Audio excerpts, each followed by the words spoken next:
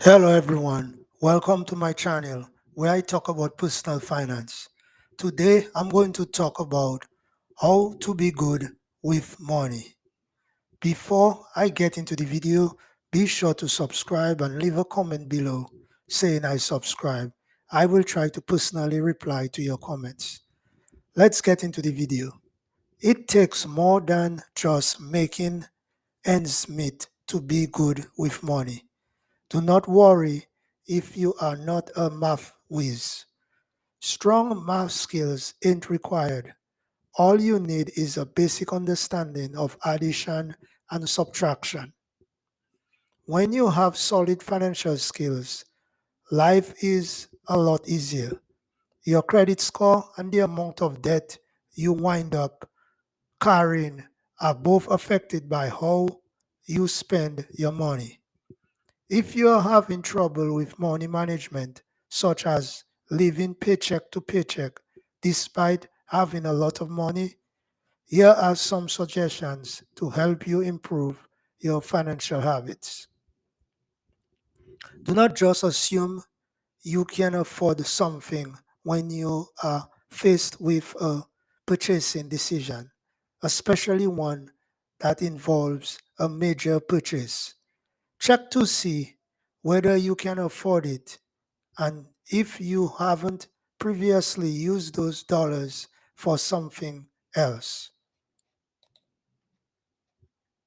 The first thing is to have a budget.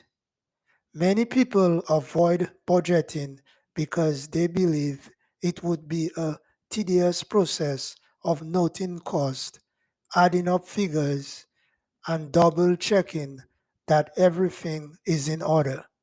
When it comes to budgeting, you cannot afford to make excuses if you are bad with money.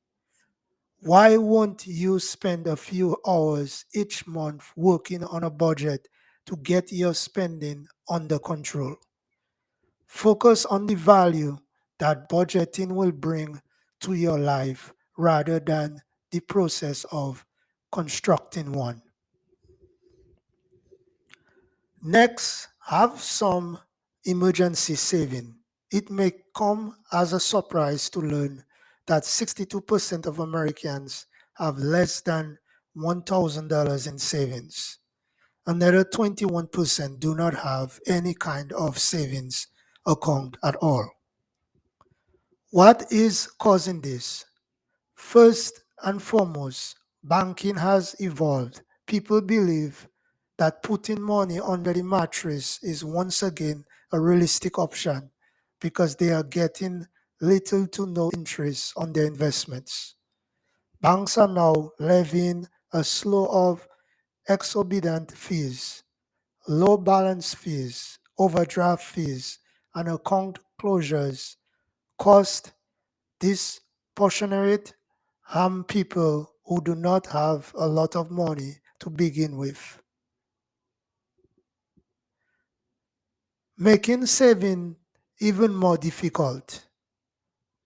Young people are frequently stuck with a lot of largely inevitable debt, student loans, an auto loan for the automobile they need to travel to work, as well as some pretty substantial high expenses.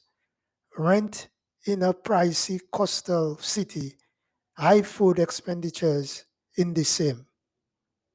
And it's not just recent graduates who are suffering. For the past 12 years, the cost of living has risen at a much faster rate than incomes. We are paying higher price for goods without receiving higher wage for our labor. This area of being good with money can be checked off if you have at least some emergency savings in today's world. The third thing is reduce your consumer debt. By paying off all of your debts except your home, put all your debt in the order of the highest interest rate first. Pay all of your debts with the highest interest rate first in that order. The next thing is take advantage of your employer's retirement match. You are making a significant financial error if you are not investing enough to get your employer's full retirement match. It's free money if your employer matches your retirement contribution. According to our recent research, we are missing out on roughly 24 billion in employer matching. That's a substantial sum of money. At the very least, you should be paying enough to your company's pre-tax retirement account, whether it's a 401k, 403b, and so on, to qualify for the company match. Still, fear you won't be able to afford it. The majority of employees offer a match or less than 6%. In fact, the average is only 2.7%. You are good with money in this category if you are contributing at least enough to get your employer's retirement match. The fifth thing is invest in things that appreciate and avoid spending on things that don't. You are on your way to not being very good with money if you spend your money on things like automobiles, clothes, and other tangible commodities that do not rise in value after you buy them. A good example is purchasing a new car. It may be in excellent shape, fully loaded, and equipped with everything you desire, but it will never be worth the price you spent. When you bought it, it might not have been worth that much. Instead, look for low mileage second-hand cars that you can pay cash for. Recognize that it will not appreciate in value and take the smallest feasible loss. On the other hand, you should invest in items that will appreciate in value.